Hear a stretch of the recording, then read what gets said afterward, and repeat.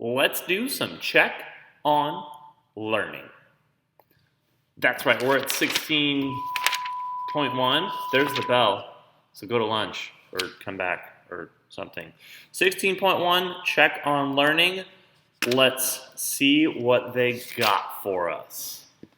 Let's see how much I can mess this up. And what I mean by that is I know that I'm going to get confused with the 1 over b. I don't know why that is so hard in my brain, but whatever. Consider the graphs f of x sine of x, g of x cosine of x. Consider them considered. How are the intervals of increasing and decreasing behavior of the graphs similar? The interval of cosine x is equivalent to the amplitude of sine of x. That sounds weird. Both functions have the same intervals of increasing behavior followed by decreasing behavior. That's true. They have the same interval lengths. That doesn't. I mean, that's true, but that doesn't have anything to do with increasing and decreasing. They have no similarities. I'm just going to stop reading there. How are the intervals of the increasing and decreasing behaviors of this graph different?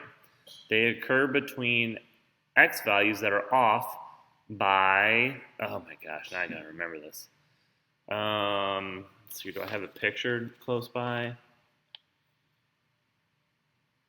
By pi over 2. Let's check that. Basically, I just looked at a picture and was trying to think.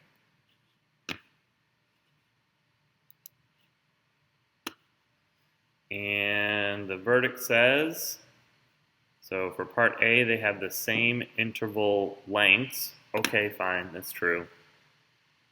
And they occur between x values that are off by pi over 2.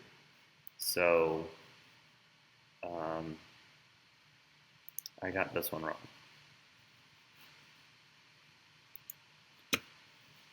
How can you use the symmetry of g of theta equals cosine of theta to graph the function of theta less than or equal to 0?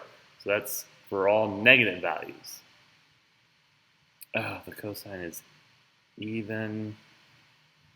See, this is the ones that I got wrong a whole bunch. Let's see here. So g of 2 theta is equal to 2. Is that true? No. The cosine function is odd. So g of negative theta equals a g of theta.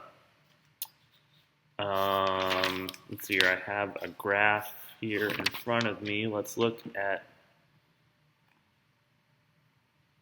Where did my cosine go? Oh, there it is. So let's see here. G of negative theta is equal to g of theta. I think that would make it even. Because that is true. G of negative theta, so cosine, yeah.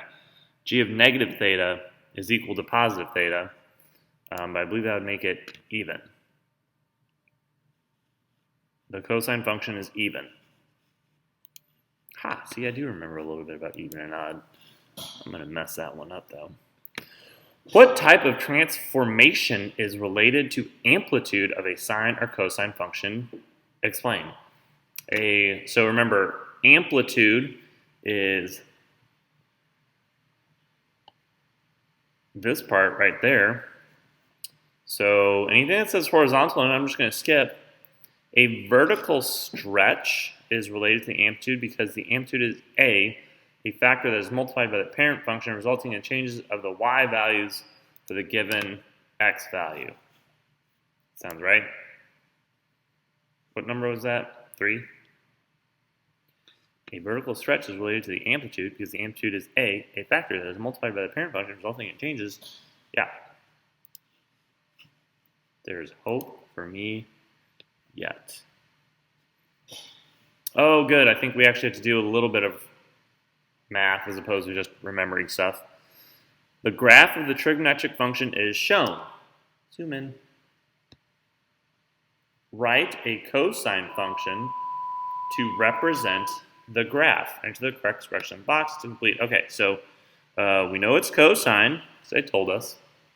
First thing I'm going to look at is the amplitude, and that's going up to 1.5.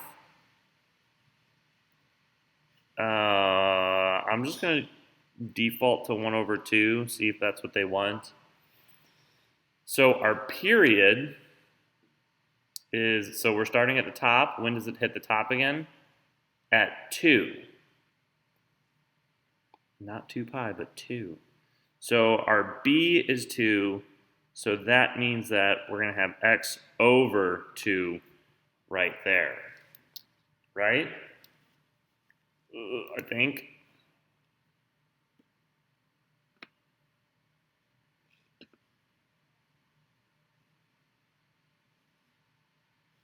Oh, times 2 pi. Duh. So our function here should have been, I just forgot, multiplied by 2 pi, which, makes sense. And the 2's cancel out, so then you have 1/2 cosine of pi x. That's the answer they got. And they did decimals, so if the 1/2 didn't work, then just use 1.5. Oh, I was wrong. I'm so bad at this game. Should have been 3/2. But as I was saying, you can use the decimal point either way. I apologize for that. That was shame on me. I was just not paying attention. I saw the right thing. I did the right thing in my head, but I definitely did not write down the right thing. Okay. I think I got most of them wrong so far. Let's see if I can finish this out strong. A sound wave has a period of that many seconds and an amplitude of that many pascals. Use a sine function to graph the sound wave. Which of the following is the correct graph? So the amplitude is 1.5, and they told us we're doing a sine wave. So that's going to be 1.5. And then our period, we don't even need to figure out the equation. Our period is 0.003. Why is it all weird shapes?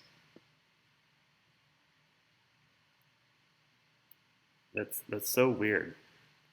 Okay, so all of these are just wrong shape,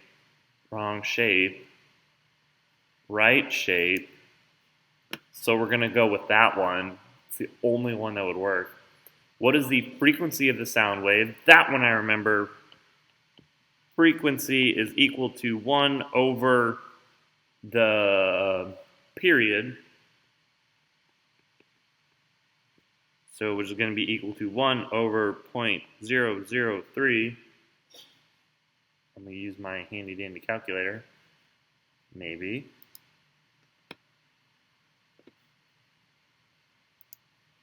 One divided by 0.003. So 333 hertz.